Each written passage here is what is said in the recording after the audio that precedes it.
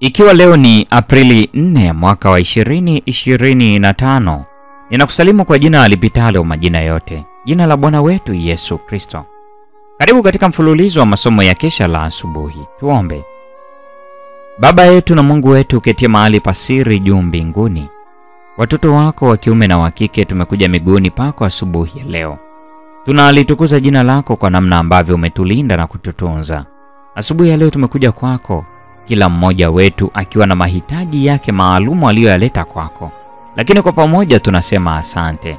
Basi tunakusihi tunapoomba asubuhi ya leo, ukasikie maombi yetu na ukamjibu kila mmoja wetu sawa sawa na mapenzi yako. Ninakushukuru kwani hata tunapojifunza somo hili utakuwa pamoja nasi. Enda nasi katika jina la Yesu, amina. Mathayo mtakatifu sura ya 4 aya 4 inasema, imeandikwa, mtu hataishi kwa mkate tu, ila kwa kila neno litokalo katika kinywa cha Mungu. Mada ya leo inasema Yesu alipanda mbegu za neno la uzima. Masomo ya mafundisho ya Yesu na ya mahubiri yake yalikuwa neno la Mungu. Alipambana na waliomuuliza maswali kwa neno la wazi. Imeandikwa, maandiko yasemaje? Wasomaje? Katika kila fursa, wakati shauku ilipoamshwa na rafiki ya maadui, alipanda mbegu ya neno. Yeye ambaye ni njia, kweli na uzima, yeye mwenyewe neno lililo hai, anaelekeza katika maandiko akisema, na hayo ndiyo yanayonishuhudia.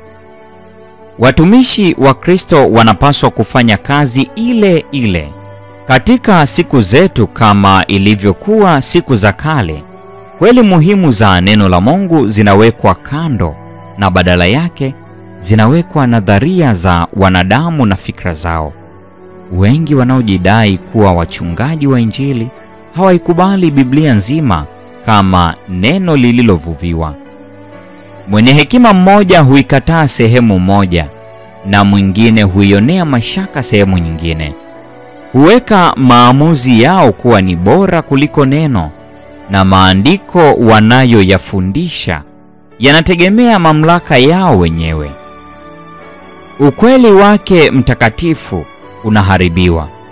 Hivyo mbegu za ukafiri zinapandwa na kutawanywa popote. Kwa sababu hiyo, watu wanachanganyikiwa na hawajui waamini lipi. Kuna imani nyingi ambazo mawazo hayapaswi kuziridhia. Wakati wa Kristo, marabi waliweka kwa nguvu ubunifu usiofafanuliwa juu ya sehemu nyingi za maandiko. Kwa sababu mafundisho dhahiri ya neno la Mungu yaliwahukumu tabia zao, walijaribu kuharibu nguvu yake. Mambo yale yale yanafanywa leo. Neno la Mungu limefanywa lionekane fumbo na lenye kutatiza ili kutoa udhuru wa kuvunja sheria yake. Kristo alikemea desturi hizo katika siku zake. Alifundisha kwamba neno la Mungu lilipaswa lieleweke kwa watu wote. Alisonda kidole chake kwa maandiko kuwa yenye uwezo usioweza kukanushwa. Kadhalika na sisi yatupasa kufanya vivyo hivyo. Biblia nzima ifundishwe kama neno la Mungu Mwenyezi, kama mwisho wa mapambano yote na kuwa ni msingi wa imani zote. Biblia imepata kunyang'anywa uwezo wake, na matokeo yake huonekana katika kushushwa kwa hali ya maisha ya kiroho. Wako wengi wanaomlilia Mungu aliye hai, wakiwa na hamu ya kuwako kwa Mungu. Dhamira kuu ya Kristo ilikuwa ni huruma ya Baba na neema tele za Mungu. Alifikiria sana juu ya utakatifu wa tabia yake na sheria yake. Alijieleza yeye mwenyewe kwa watu kama njia, kweli na uzima. Hebu hiyo ndiyo iwe dhamira ya watumishi wa Yesu. Wakilisha ukweli kama ulivyo katika Yesu. Fanya matakwa ya sheria na Injili yawe dhahiri. Waambie watu juu ya maisha ya Kristo ya kujitoa kafara na kujikana nafsi, juu ya unyenyekevu wake na kifo, juu ya ufufuo wake na kupaa kwake mbinguni, juu ya kutuombea kwake katika hekalu la Mungu mbinguni, na juu ya ahadi yake, nitakuja tena niwakaribisheni kwangu. Injili kama ilivyoandikwa na Yohana Mtakatifu sura ya 14 aya 3.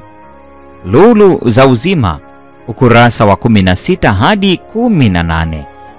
Hii ni Aprili 4, mada ikisema Yesu alipanda mbegu za neno la uzima.